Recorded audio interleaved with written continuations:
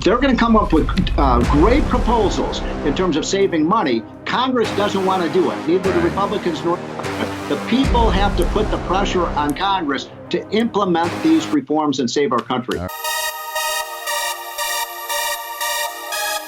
The Biden economy is just the gift that keeps on giving. Squanderous spending, terrible spending, and he's not spending it. It's not him making the decision, of course, because he's mentally impaired and on vacation right now, while the rest of whoever's running this country is jacking up all of our bills, making COVID payments, though there's no COVID. He's trying to increase spending to Ukraine. Welcome to DOGE and Exile as we eviscerate the Biden administration for eviscerating the American economy. This nightmare ends on January 20th. You know, the tax cut is obviously on the economic front the top priority, Absolutely. David. And so what's the tax cut? He's talking about the Trump tax cut that has a date of 2025. It gets removed and all of our taxes instantly go up and our economy is instantly ruined.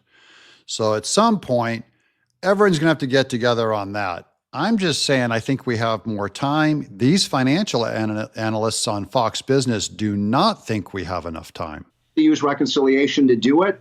But this can be done, and it'll be a powerful stimulant to the economy. By the way, if it's delayed, as a number of Republicans want it to be delayed, and if that delay leads into the end of 2025, tax cuts are going to go up for 65% of Americans at least. I mean, what else could happen if these tax cuts expire? Well, it's a good point. I want to reiterate what you just said, because I think a lot of Americans don't follow this all that closely. So if the Congress does not act, then taxes, as you just said, will automatically go up at the end of 2025 and into 2026. So I think the Republicans are playing a dangerous game in delaying the tax cut. And by the way, we need an economic stimulus right now. Biden is not handing off a strong economy to Trump. He's not. That's the liberal narrative. Actually, there are a lot of problems with the economy, the debt, the deficits, the fact that, consumers are so pinched right now because of the high inflation.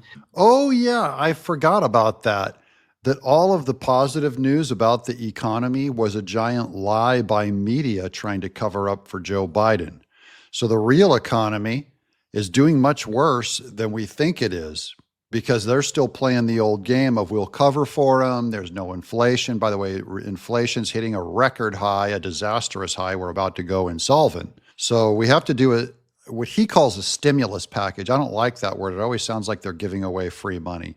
But it could be lowering taxes on businesses or removing regulations from businesses. The day that Trump gets into office, we have to hit business, help them out, because bad news is coming for the American economy because of what Biden's going to do in his last 3 weeks of office. And so Republicans should I'd like to see this done. Mr. President, get this done in the first 100 days, for goodness sakes, and then the economy will be, the jet engine. Well, spending outrages continue, by the way. Biden administration is spending a lot of money on the way out. We see there inflation is continuing to go up. And of course, a lot of that is because, I would say all of that is because of the spending that's going on inside the Beltway. Biden's IRS chief, by the way, just announced this week that he's sending out $2.4 billion in COVID relief funds. I thought COVID was over, Steve. COVID is over, but I guess a friend of mine told me about this, and I did not hear about this, even though I try and follow the financial news as best I can. But supposedly, if you have not taken advantage of the last two COVID stimulus packages, where basically they sent your company a check, sometimes $20,000, if you agreed to not lay off your employee through COVID, they said it was a loan. And then later they said if you did not actually lay someone off, then it's forgiven. So it was actually a freebie. That's what flushed all the cash into our system, giving tons of people $20,000 checks that may or may not have needed it. And then all that cheap money went into just spending, cheap cash.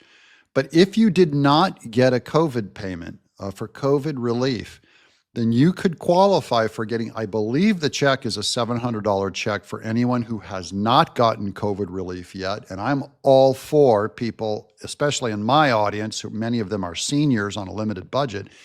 If you did not get a COVID stimulus, then you could have $700 coming to you. Of course, make sure you subscribe, ring that bell, stick around with this channel, do the thing with the thing, because I will tell you if there's any instructions on how to get that dough, I'm going to make sure I pass it on to all of you. I mean, I shouldn't laugh. I don't know if we should be laughing or crying about this, but Biden has, 3 weeks left or something as president. And since the election, it's just been an avalanche of new spending. It's literally, David, they're spending every single penny they can get, even the quarters and the sofa cushion they're trying to spend. Now, let's think this one through. Why would Biden be spending all this money right before he leaves office? Why would that administration, a bunch of communists, be redistributing so much wealth? Well, the reason why they're giving away so much money is because it will absolutely make inflation go up and create a tough, burdensome economy for Trump to deal with. They're trying to make his hand a lot harder to deal with by giving him a financial crisis right as he gets into office. It's like, take that, deal with that. We've done everything we can.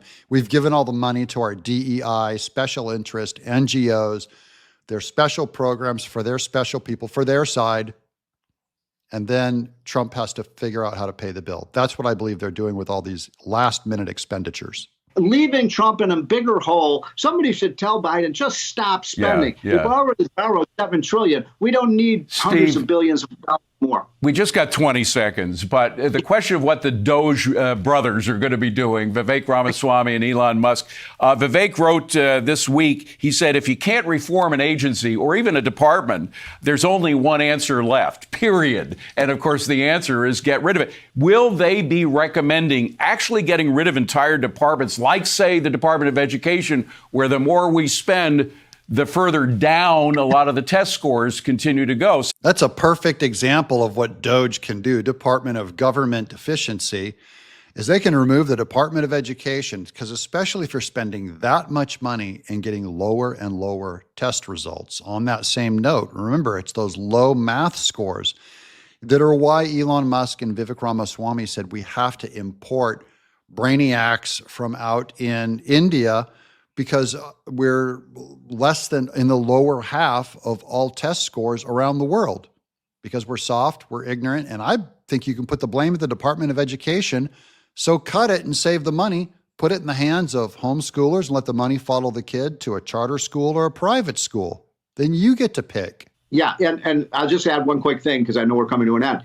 This is where the American people have to, put their influence on this. They're going to come up with great proposals in terms of saving money. Congress doesn't want to do it. Neither the Republicans nor the Democrats. The people have to put the pressure on Congress to implement these reforms and save our country. That's the most important thing. As soon as DOGE gets going, we're going to have to send emails and phone and call our congressmen, because Elon and Vivek, they can't do anything. They're not elected officials, they're appointments, and they don't control the purse strings. It's the Congress that does. All they can do is expose and market where the waste is and what needs to be audited. And then we have to take over from there and call our representatives, and you can do it. Even people in other countries who watch this channel, you can get on X and make a tweet to our elected representatives, to Marsha Blackburn, to Speaker Mike Johnson, to Rand Paul. Email's free. Everyone can do it. And I'll show you, once this gets going and they start exposing this stuff, we will use this audience to help save America's finances. Are you on board? Let me know. Say, let's save America in the chat below. I'm Doug in Exile.